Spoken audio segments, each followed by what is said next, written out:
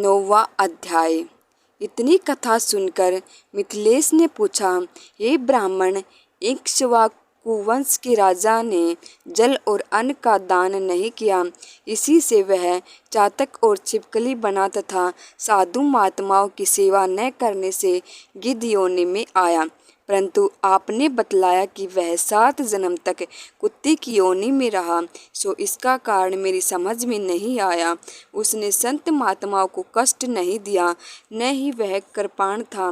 उसने केवल साधु संतों की सेवा नहीं की, सो उसको फल मिला।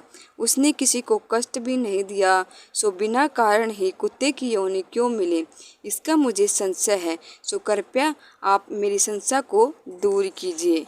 राजा के ऐसे वचन सुनकर श्रुतिदेव ने कहा, हे राजन, तुमको धन्य है जो आपने ऐसा धार्मिक प्रश्न किया, सो मैं इसका समाधान करता हूँ। यही वार्ता शिवजी ने कैलाश पर्वत पर श्री माता श्री पार्वती जी से कही थी। सब लोकों की रचना कर उनके परलौकिक और ऐहिक 2 प्रकार की स्थिति बनाई और इनकी स्थिति के 3 भेद बनाए, जल सेवा, अन्न सेवा और औषधि सेवा।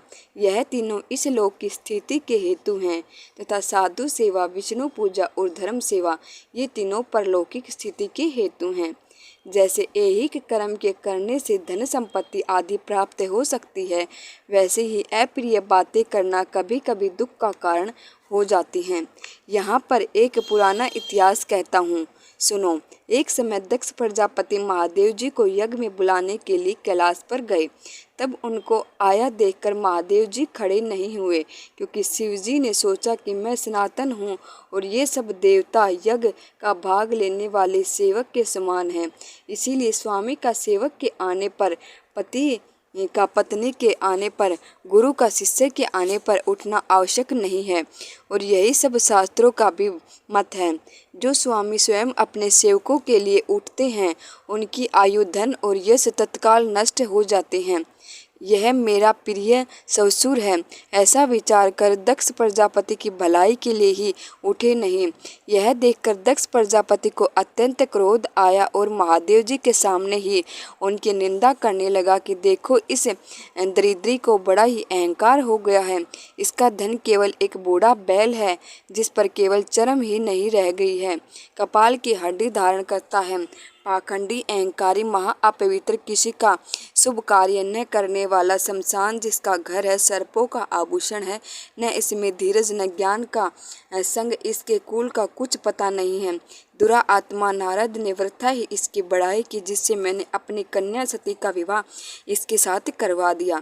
जैसे कुमार का घड़ा चांडाल के घर पहुँचने से किसी के काम का नहीं रहता, वैसे ही मेरी कन्या का मुझ से कोई प्रयोजन नहीं है। इस प्रकार दक्ष प्रजापति शंकर सती को यज्ञ का निमंत्रण न देकर और कुवाक्य कहकर चला गया और यज्ञ स्थल में ऋषि तवैक और मुनियों को साथ लेकर विधि पूर्वक यज्ञ करने लगा। इस यज्ञ में ब्रह्मा और विष्णु नहीं आए, परंतु सिद्ध, चरण, गंधर्व, दक्ष, राक्षस, किन्नर और सभी देवता आए। सती को यह लालसा उत्पन्न हुई कि किसी प्रकार यज्ञ का उत्सव देखूं और अपने संबंधियों से मिलूं। महादेव जी के रोकने पर भी वह नहीं मानी और जाने का निश्चय कर लिया। तब शिवजी ने कहा, भद्रे, तुम्हारे पिता सदैव सभा में बैठ के मेरी निंदा करते हैं, वह तुमसे सहन न हो सकेगा और तुम अवश्य है कुछ अनिष्ट कर बैठोगे।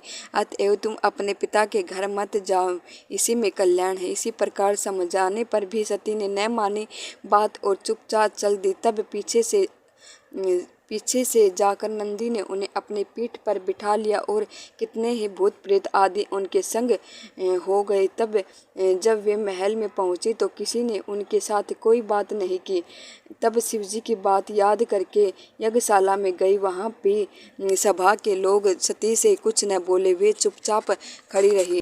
जब दक्ष ने रुद्र को आहुति नहीं दी तो सती ने क्रोध युक्त होकर कहा, जो बड़ों का अपमान करते हैं उनका कल्याण नहीं होता। तुमने सारे जगत के रचयिता अविनाशी रुद्र को आहुति नहीं दी, यहाँ जितने ऋषि मुनि एकत्रित हुए हैं उन्होंने भी तुमको सद्बुद्धि नहीं दी। ऐसा प्रतीत होता है कि विधाता तुम्हारे साथ इनके भी प्रतिकूल हैं।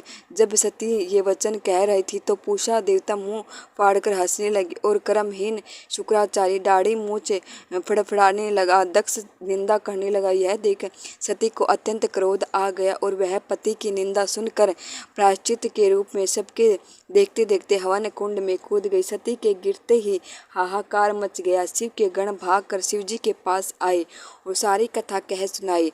महादेव ने कालांतक रूप हो क्रोध से अपनी जटा उखाड़ पृथ्वी पर दे मारी, जिससे बड़ा बलवान महाकाय वीरभद्र पैदा हुआ और हाथ जोड़कर कहने लगा कि जिस काम के लिए आपने मुझे उत्पन्न किया है सो बतलाइए। तब शिवजी ने उनको आज्ञा दी कि मेरे निंदक दक्ष का नाश कर दो, जिसके कारण सती और शरीर त्यागना पड़ा। महादेव की आज्ञा पाकर शस्त्र भुजाओं वाला और यमराज के अदृश्य व वीरभद्र यज्ञशाला में जा पहुंचा और देवता असुर मनुष्य आदि जो भी यज्ञ में उपस्थित थे सबको मारने लगा। पूषा दांत निकाल कर हंसा था, इसीलिए उसके दांत उखाड़ दिए। भृगु की दाढ़ी मूंछ उखाड़ ली। जिसने जो अंग फड़फड़ाया था वीरभद्र ने उसका वही अंग उखाड़ कर फेंक दिया। दक्ष का सिर काटने लगा, किंतु शुक्राचार्य मंत्र बल से उसकी रक्षा न कर रहे थे, इसलिए नहीं काट सका।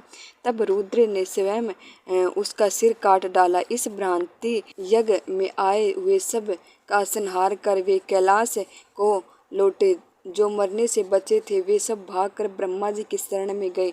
ब्रह्मा जी उनको साथ लेकर कैलाश में गए और वहां जाकर अनेक प्रकार से शिव जी की स्तुति की। फिर महादेव जी को साथ लेकर यज्ञशाला में पहुंचे। यज्ञ में जो मारे गए थे उन सबको जीवन दान दिया और महादेव जी ने दक्ष के सिर पर बकरे का सिर लगा दिया। बकरे का मुख होने के कारण वह बम बम मात्र ही कह सका।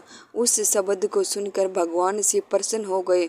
उसी समय से आज तक उसके उपासक उनकी प्रसन्नता के लिए बम बम करते हैं। भृगु जी के मुख पर बकरे की दाढ़ी लगा दी, पूषा के दांत नहीं लगाए। उनसे कह दिया गया कि वह पीस के खा लिया करें। इस प्रकार सबको अंग सहित किया गया और दक्ष पूर्ववत यज्ञ करने लगा। यज्ञ संपूर्ण होने पर सब देवता अपने अपने स्थलों को चले गए।